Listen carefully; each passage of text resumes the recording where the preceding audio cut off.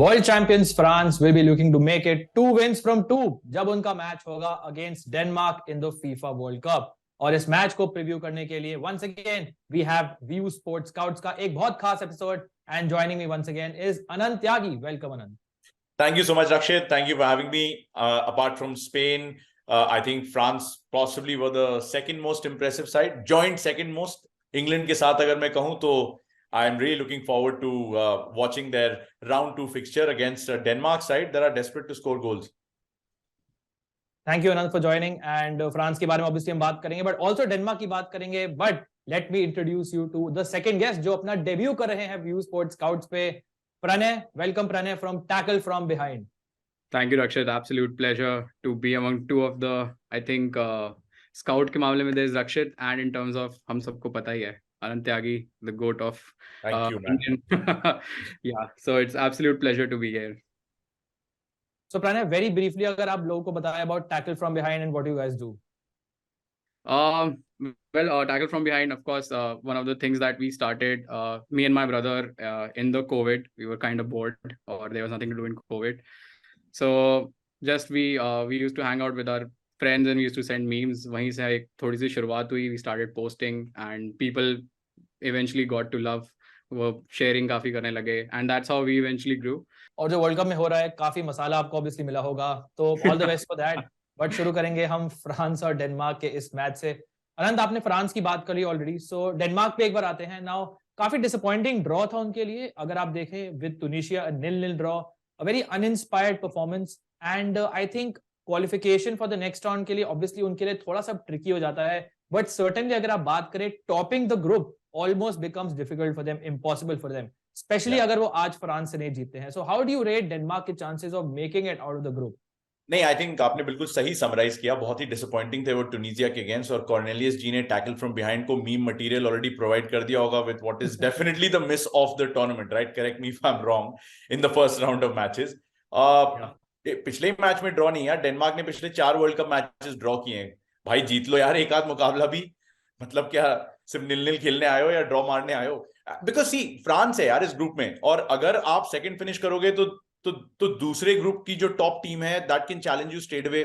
And this is a Denmark team जिसने France को Copenhagen में भी हराया था, पेरिस में भी हराया था। आयरॉनिकली जब कोपेनहेगन में हराया था, पेरिस में जब हराया था तब कॉर्नेलियस ने ही 2 गोल मारे थे एंड दे वन 2-1। सो ऐसा नहीं है कि इस टीम में क्वालिटी नहीं है। I think that final ball, that cutting edge just seem to be missing. जो डेनमार्क हमें यूरोज में दिखी थी, जो सेमीफाइनल तक पहुंची थी, उस तरह की फ्लूइडिटी मुझे नहीं दिखी उनके पहले मैच में। But it's only the first game and हमें पता है कि कितनी सारी टीम्स जो है वो पहले मैच में स्लो स्टार्ट करके कहां पहुंच जाती हैं। So I expect them to give a better fight this time around. बिल्कुल, अगर फ्रांस सेकंड फिनिश करती है, सॉरी डेनमार्क अगर इस ग्रुप में सेकंड फिनिश करती है, so they might face the mighty Saudi Arabia who are definitely going to top group C right now. काफी फैसिनेटिंग मैचेस हो सकते हैं in round 2 as well. But obviously हम बात करेंगे अभी फ्रांस और डेनमार्क के बारे में, और शुरू करते हैं अपना बेस्ट फैंटेसी कॉम्बिनेशन। प्रणय, आपके पास आते हैं, तो आप अपना पहला फॉरवर्ड पिक बताइए।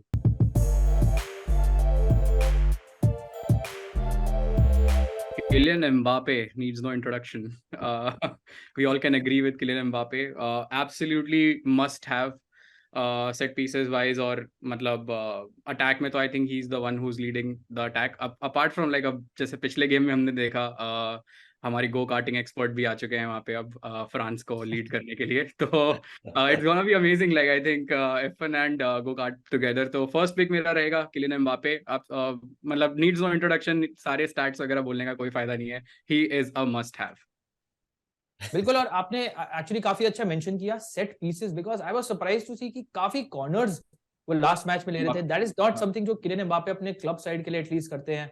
सो ग्रीजमैन एंड एम्बापे दोनों एक्चुअली सेट पीसेस शेयर कर रहे थे, जो एक और एडेड डायमेंशन लाता है fantasy wise for Mbappe, who is definitely going to be the most captain in this match.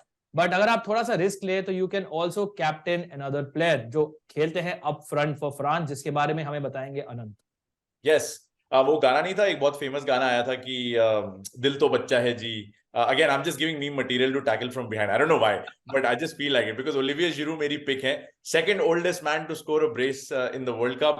2 गोल उन्होंने जब मारे, यार फ्रांस टीम के लिए 25 साल की उम्र में इस बंदे ने खेलना शुरू किया था। इतना जुझारू, जो वर्ड यूज करते हैं ना जुझारू, सिंस हम आज हमने अपने वीडियो की शुरुआत बात की है कि कैसे हमें हिंदी को थोड़ा सा और स्प्रेड करना चाहिए और हिंदी भाषा में फुटबॉल आसान भाषा में चलती बोलचाल की भाषा में समझाना चाहिए। 25 साल की उम्र में बंदा आता है और नाउ एनकुंकू चला गया, बेंजेमा चला गया, पॉग्बा नहीं है, कांटे नहीं है, अब तो लूकास हर्नांडेज भी बाहर हो गए, सारा फोकस अब उस पे आ जाता है। I mean he is the focal point. And आज अगर वो गोल मारते हैं, go past the great Thierry Henry, right, for all Arsenal fans watching, that is a magnificent achievement. But ये स्टैट्स, रिकॉर्ड्स और कहानियां और इमोशन असाइड, मैं उनकी क्रिस्टेंसन के साथ बैटल देखना चाहता हूँ, क्योंकि चेल्सी में दोनों साथ हुआ करते थे, Rakshit and Pranay, if you remember. साथ साथ डेम्बेले और क्रिस्टेंसन भी बार्सिलोना के लिए साथ में खेले हैं, तो this could be a very interesting battle कि you know how Christensen looks to stop Giroud. At the same time अगर मैं जिरू की परफॉर्मेंस देखूं, पिछले मैच में 2 गोल तो थे, उसके अलावा 5 शॉट्स उनके थे, एक्सजी उनका 1.7 का था रफली। मतलब जिरू जैसा प्लेयर जो है वो अब उस लीग में काउंट किया जा रहा है with the performance like that, जहां पे you'll possibly look at some of the greats of this current World Cup. So not a bad start for him यार, for a man who's जो 40 के ज्यादा करीब है और 30 से ज्यादा दूर हो गए। बिल्कुल, and it was a phenomenal performance. मतलब Giroud was so impressive in the last match, and definitely आपको याद होगा लास्ट वर्ल्ड कप में जब फ्रांस जीती थी, इन्होंने एक भी गोल स्कोर नहीं किया था, and lot of people were expecting कि जब जिरू वापस आए हैं बेंजेमा के लिए, तो people like Mbappe will start scoring more or Giroud will create spaces for the others, but that did not really happen, and Giroud was बिल्कुल proper target man, and of course he's a brilliant finisher. So अगर आप थोड़ा सा risk लें, you can also captain Olivier Giroud in this match. Midfield section पे आते हैं। प्रणय, आपसे शुरू करते हैं, आपकी पहली मिडफील्ड पिक कौन होगी इन this match?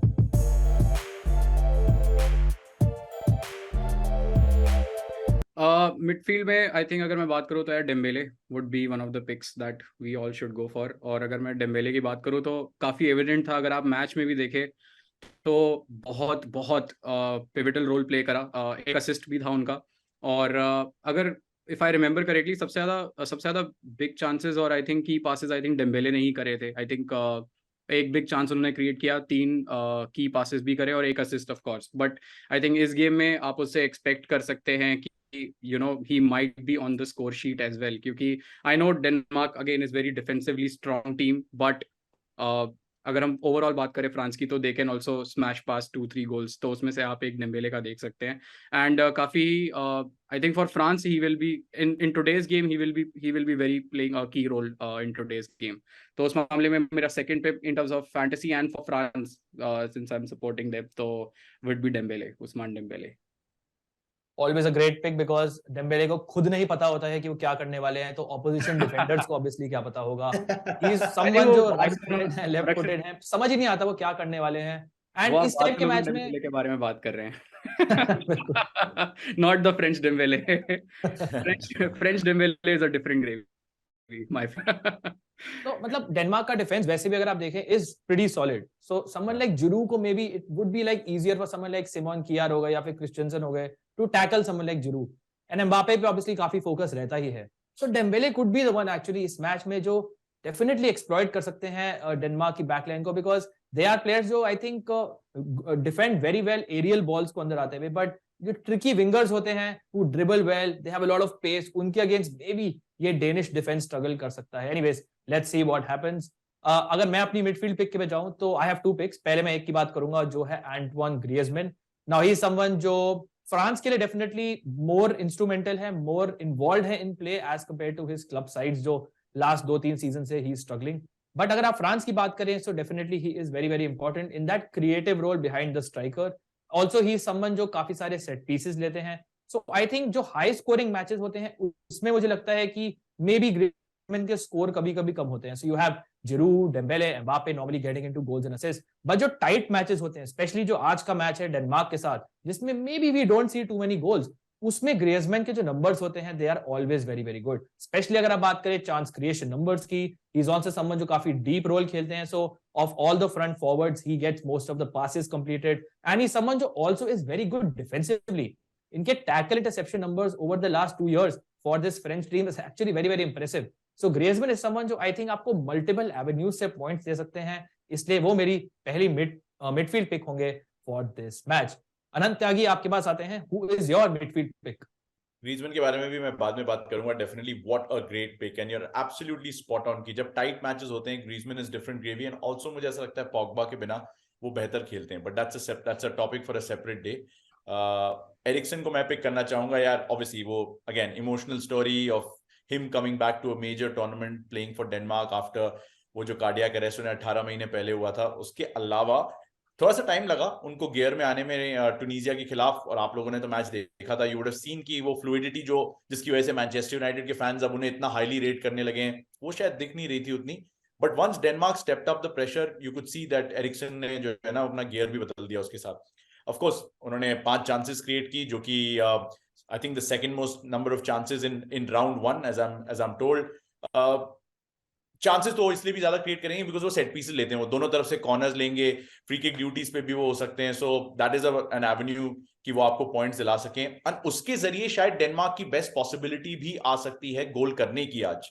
So you never know. Christian Eriksen might pop up with a goal या may be even give you an assist apart from all the chances that he creates. I think it's a very safe pick to take in any game including in against France. बिल्कुल अनंत. और obviously Denmark ने अगर Nations league देखें उसमें France को हराया था 2 बार. You think actually Denmark can get a point off France and may be even win the match? Then Mbappe के बाद आप आराम से एरिक्सन को इस मैच में वाइस कैप्टन कर सकते हैं बिकॉज ही इज समवन जो बिना गोल और असिस्ट के आपको काफी फैंटेसी पॉइंट्स दे सकते हैं from all the avenues you mentioned, Anand. So I think he's a great pick, obviously. But अगर आप थोड़ा सा रिस्क लें तो vice captaincy on Eriksen, you can never go wrong with vice captaincy or captaincy on Christian Eriksen. So once again a great pick. अगर मैं आऊं अपनी नेक्स्ट मिडफील्ड पिक पे, आई टॉक अबाउट उनके डेनिश मिडफील्ड पार्टनर जो हैं पियर Emil हॉयबिए या हॉयबर्ग जैसे आप बोलें. नाउ ही इज समवन जो normally is not renowned for scoring goals और providing assist, but Tottenham Hotspur के लिए इस season he has added goals to his tally. And also अगर आप डेनमार्क के लिए देखेंगे वैसे भी उनका रोल थोड़ा सा और एडवांस होता था. So, अगर आप टैकल इंटरसेप्शंस की बात करें then you don't need to go beyond Hojbjerg because he someone specially इस टाइप के मैच में जहां पे France will have most of the ball. I think his role will be anyways very very instrumental अगर Denmark को कुछ भी positive इस मैच में करना है. But from a fantasy point of view आप उनसे बहुत ज्यादा टैकल इंटरसेप्शंस expect कर सकते हैं in this match. So he is the midfield engine of this Denmark team and normally 90 minutes भी खेलते हैं. Yellow card obviously pick up कर सकते हैं especially in a match like this. But I think he is someone जो almost मेरे हिसाब से must have है from this Danish side. चलते हैं अब अपने डिफेंस पे. प्रणय आपके पास आते हैं. पहले आपके डिफेंसिव पिक कौन है for this match?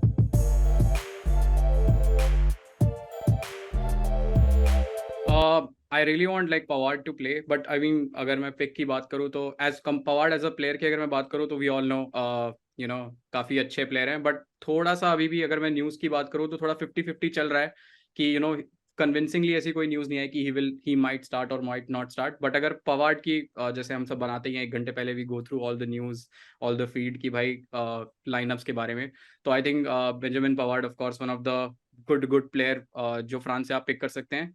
काफ़ी अटैकिंग प्लेयर है और अगेन अटैकिंग प्लेयर है और जैसे कि आपने इससे पहले मेंशन भी करा हम फ्रांस को काफ़ी बॉल पोजीशन में देखने वाले हैं इस गेम में और काफ़ी सारे जो पासेस आने वाले हैं वो पीछे से आने वाले हैं which is from of course the full backs. तो उसमें पवार्ड का रोल काफ़ी क्रिटिकल होगा. एंड अपार्ट फ्रॉम अगर मैं बात करूँ मिडफील्ड और अटैक में तो एक प्लेयर अगर पूरे फैंटेसी में अगर मैं बात करूँ तो आई थिंक बेंजामिन पवार्ड से ही आप एक्सपेक्ट कर सकते हैं कि कहीं ना कहीं वो एक असिस्ट अगर वो निकल रहा है क्लीन शीट के अलावा, अगर अगर हमने इतने सारे गोललेस ड्रॉ भी देखे ही हैं कब में, अगर बाय चांस ये भी जाता है तो आपको एक अश्योरेंस तो मिल रही है कि France might not कंसीड any goal, but उसके साथ आपको एक अटैकिंग ऑप्शन आपको मिल रहा है in the form of Benjamin Pavard. So if he starts जो भी न्यूज़ अगर आती है 1 घंटे पहले then he is a must pick. बिल्कुल अनंत.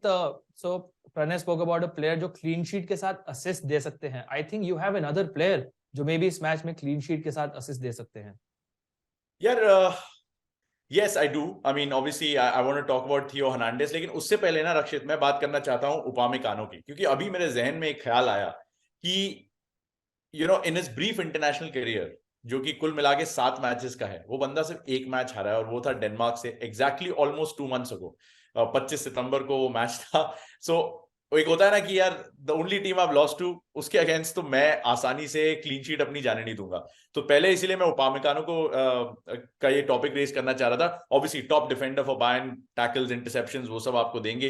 He might not get you goals but he can help you. वो जो सेकंड फेज आता है सेट पीसेस का उसमें आपको हेल्प कर सकते हैं. Plus the most important thing जिस वजह से शायद आपको उपामेकानो को लेना चाहिए मेरे हिसाब से is the high volume of passes at an accuracy rate of almost 90% that he can give you because France उस स्टाइल से फुटबॉल अपनी खेलते हैं।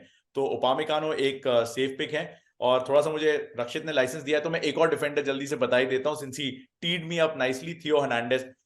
इट्स सच अ यार कैसा ट्विस्ट ऑफ फेट है राइट, भाई इंजर होता है, एसीएल टेयर होता है और दूसरे भाई को अब ऑलमोस्ट अपनी जगह परमानेंट करने का मौका मिल जाए। It's a crazy story. ठीक है कोई बात नहीं, he started 3 out of 4 games for France this year and I think he's got the joint most assists for France this year with Mbappe, 4 no less, मतलब ग्रीजमैन ही है, I think Griezmann के भी 3 है, but he also had 4 chances in the last game, जो बताता है कि थियो हर्नांडेज कितने impactful player हो सकते हैं। और it almost begs the question कि मतलब फैमिली के लिए कैसी mixed feelings होंगी, because obviously Theo is in good form so they're very happy for him, Lucas वापस आ रहा है, obviously very disappointed for him, but I'm really looking forward to watching Theo Hernandez play and Upamecano get his win against Denmark. Two great picks Anant, और मैंने आपसे कभी fight करी थी इन दोनों पिक्स के लिए, but obviously I had to give in to you क्योंकि दोनों प्लेयर्स के बहुत ही इंप्रेसिव हैं। उपामेकानो, कोनाटे और उपामेकानो के अगर आप पॉइंट्स में डिफरेंस देखेंगे in the last match, you will understand why. He is the one जो इतने पासेस उन्होंने ज्यादा कंप्लीट करे as compared to Konate, although both played as centre backs also, he had more tackles, he had more interceptions, and so he is centre back. अगर आप उपामेकानो की बात करेंगे सो काफी इंप्रेसिव थे इन द लास्ट मैच, और अगर आपको दोनों सेंटर बैक्स में से एक पिक करना है, Upamecano is definitely the one to go for. And Theo Hernandez, I am a huge fan, he is so attacking. मैं बहुत टाइम से एसी मिलान के लिए फॉलो कर रहा हूं, आप उनको एक विंगर ही मान लो, इवन विंग बैक से भी ज्यादा आई थिंक वो फर्दर फॉरवर्ड खेलते हैं, अगर आप फ्रांस की बात करें या फिर एसी मिलान की बात करें, और इतना एडवांस एरियाज में थे। अगर आप उनका हीट मैप भी देखेंगे लास्ट मैच में, या फिर उनका टचेस इन द बॉक्स देखेंगे, he was absolutely phenomenal. And जो I think left hand side पे थियो हर्नांडेज उनको अटैकिंग लाइसेंस देते हैं, वो आई थिंक लूकास हर्नांडेज नहीं देते हैं। So from an attacking point of view may be Theo is a better option, but maybe defensively he is more susceptible as compared to his brother Lucas, and that's why मेरे next pick होंगे Rasmus Christensen of Denmark, क्योंकि वो खेलते हैं as a right wing back for this Danish team. Now obviously उनको इतना ज्यादा attack करने का opportunity नहीं मिलेगा in this match as compared to let's say जो उन्हें तुनिशिया के अगेंस्ट मिला था, but he is someone जो defensively is definitely better as compared to Joachim Maile जो खेलते हैं as a left wing back.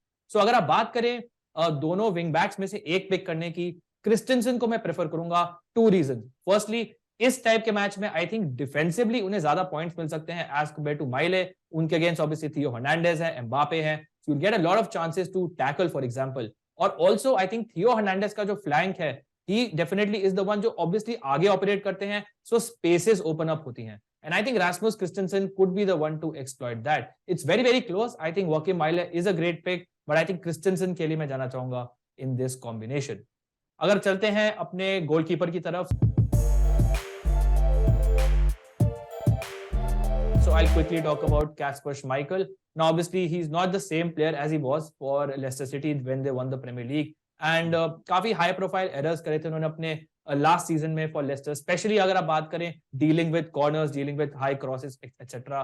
So right now he has obviously left the club, but अगर आप इस मैच के कॉन्टेक्स्ट से बात करेंगे for his national team, he still plays so well, and we definitely can expect कि France इसमें ज्यादा शॉट्स ऑन टारगेट लेगी। So I think given that, I think श्माइकल will be my goalkeeping pick for this match. अब चलते हैं फटाफट to the high risk high reward section. Once again let me start with you Pranay, आपके high risk high reward pick कौन है for this match?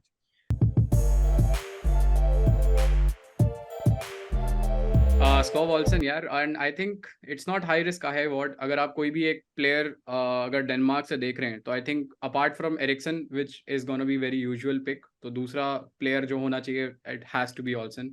अगर मैं overall stats की बात करूँ तो he was one of the favourites to score even in the first match, और अगर उनके ऑल टाइम स्टैट्स भी अगर आप डेनमार्क के लिए देखें तो 21 गोल, 7 गोल, 6 असिस्ट, और हर एक मैच में उनका इन्वॉल्वमेंट रहता है अ गोल इन एवरी 86 मिनट। तो मतलब उस मामले से तो काफ़ी अग्रेसिव वो हैं। और उसके अलावा अगर हम इंटरनेशनल फुटबॉल में भी बात करें तो अभी काफ़ी सारी टीम्स भी, जैसे जब से अभी उन्होंने क्लब ब्रूज के लिए खेल रहे हैं, काफ़ी अच्छा खेल रहे हैं, तो काफ़ी सारी यूरोपियन मतलब इंग्लिश टीम्स भी उनको मॉनिटर कर रही हैं। तो ये वर्ल्ड कप उनके लिए काफ़ी ही क्रिटिकल होने वाला है, और उस वजह से मैं उनको काफ़ी बैक कर रहा हूँ। डिफरेंशियल तो नहीं बोलूँगा, for me he is one of a must again, जैसे कि एम्बापे के साथ अगर मैं किसी को लिंकअप करूंगा तो I think it has to be Olsen, और इस वजह से वो मेरे पहले पिक होंगे। अनंत, आपके पास आते हैं, आपके high risk high reward pick कौन है फॉर दिस मैच? सोचा मैंने इसके बारे में यार काफी, बट आई थिंक एक तो दिक्कत किंग्सली कोमन को मैं पहले सोच रहा था. आई थॉट मे बी वो फ्राइडे की ट्रेनिंग सेशन में अपेरेंटली हिप इशू की वजह से he wasn't a part of that. Raphael Varane, they are saying कि उन्होंने फिटनेस टेस्ट पास कर लिया. He might be available from the bench. I really like somebody like a defender who can come on and score and command presence. Upamecano के साथ अच्छे supporting role में वो दिख सकते थे. तो मैंने सोचा कि क्यों ना आपको एक ऑप्शन दूं, मतलब व्यूअर्स को एक ऑप्शन दूं कि वो अपनी वाइस कैप्टनसी या इवन पॉसिबली कैप्टनसी चेंज करे. रक्षित ने ऑलरेडी बताया कि ग्रीजमैन जैसा खिलाड़ी क्यों इतना इफेक्टिव हो सकता है. फ्रांस के लिए इस साल 6 गोल 3 असिस्ट हैं उनके नाम. Obviously he needs no introduction यार. बंदे ने क्लब लेवल पे सबको दिखाया है कि what he can do, and even for the French national team he is been absolutely amazing. जो एक बात मैंने पहले कही थी, I think without Pogba I find him to be a better player. I have a feeling he takes a little more responsibility. और मुझे लगता है डेनमार्क जैसे गेम में उनके डिफेंस को अनलॉक करने के लिए Griezmann could be absolutely pivotal. तो थोड़ा सा अंडर द रेडार जा सकते हैं और suddenly he could rise to the occasion. तो आपको एक्स्ट्रा पॉइंट्स दिला सकते हैं वो मेरे हिसाब से. So you can choose him as a captain और as a vice captain. It's up to you. काफी फैसिनेटिंग है ये, एंड आई एग्री कि इस टाइप के मैच में Griezmann could be a very good option. काफी लोग जिरू के पास जाएंगे, काफी लोग एरिक्सन के पास जाएंगे, कुछ डेम्बेले के पास भी जा सकते हैं, but I think Griezmann vice captaincy could be intriguing as well.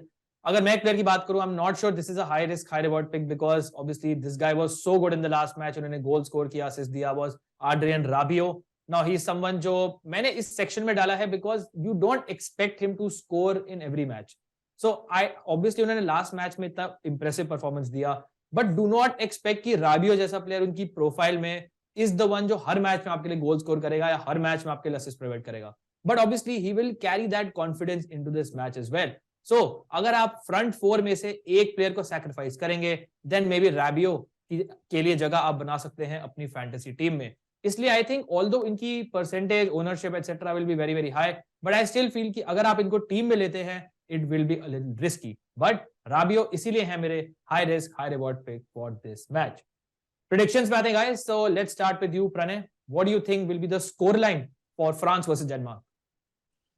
It is not going to be very comfortable victory for France at all. That I pretty much, मुझे को पहला गेम देख के ऐसा लगा, क्योंकि अगर डेनमार्क की बात करें तो they are one of the most favourites and I think dark horses हैं इन टर्म्स ऑफ गोइंग आगे. और टीम भी अगर बात करें तो काफ़ी ही वेल बैलेंस्ड टीम है. अटैक भी काफ़ी बैलेंस्ड है, मिडफील्ड भी काफ़ी बैलेंस्ड है. डिफेंसिव probably थोड़ा सा questionable हो सकता है, but I think a team like France could exploit that.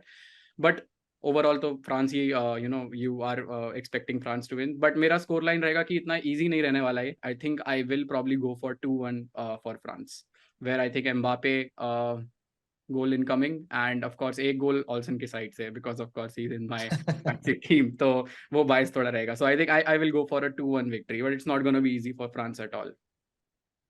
Anand Tyagi, are France going to keep a clean sheet in this match? फंसा दिया यार तुमने. मैं तो स्कोर लाइन के साथ रेडी था, अब तुमने क्लीन शीट की बात कर ली. Difficult one. I don't know. अगर मतलब I'm a big Rafael Varane fan. If he was available, I would have said definitely. If he plays, definitely. अगर नहीं खेलते हैं तो मुझे पता नहीं. But I can say कि फ्रांस की जीतने की चांसेस 52% है इसमें. ड्रॉ की चांस 28% बना देता हूं, और a Denmark win at 20%. How about that for a prediction for a change? Let the viewers calculate, take out the calculators and figure out कि अनंत त्यागी की prediction क्या है for this match. But अगर मेरी prediction की बात करें, so अगर आप डेनमार्क हैं, डेनमार्क मैनेजर हैं, तो what is your approach for this match? Because आपने पहला मैच ड्रॉ करा है. Let's say कि अगर आप ये मैच हार जाते हैं, then last match में will a win be enough to take you through to the next round? Maybe. Good point. Maybe. And I think that's why मुझे लगता है कि Denmark might not go all out for a win. I think they will still go for a draw. I think उनको पता है वो France को हरा सकते हैं, but if they leave their backline too open, they know कि France can really destroy them. So I don't think a draw obviously is a great result I think for Denmark, because they will fancy themselves कि वो next match में Australia को हरा दे. But I think अगर एक low scoring loss भी होता है उनके लिए, they won't mind it that much. So keeping that in mind, I think I'll go for a 2-0 France win. And मैं डेनमार्क से बहुत ज्यादा ऑफेंसिवली मे बी एक्सपेक्ट नहीं करूंगा in this match, especially on the basis of what I saw, and may be a France clean sheet incoming as well. So may be you can load up on those French defenders at the back in your fantasy teams. So Anant, thank you so much once again for joining, और आते रहिएगा obviously View Sports Scouts पे preview करने पूरे world cup के साथ। And Pranay, thank you so much for joining us on View Sports Scouts as well, and hopefully इस match के बाद आपको थोड़ा और मीम वर्दी मटेरियल मिलेगा। वो तो मिले, मतलब वो तो हर मैच में हम निकाल ही लेते हैं, so I don't think so. चाहे win memes are the winners at the end of the day, कोई भी जीते। बिल्कुल बिल्कुल, absolutely. Thank you all for watching as well. View Sport पे of course हमारा World Cup coverage will go on. But meanwhile, we'll wish you all the best for this match. You all stay safe and I will see you soon. Cheers guys.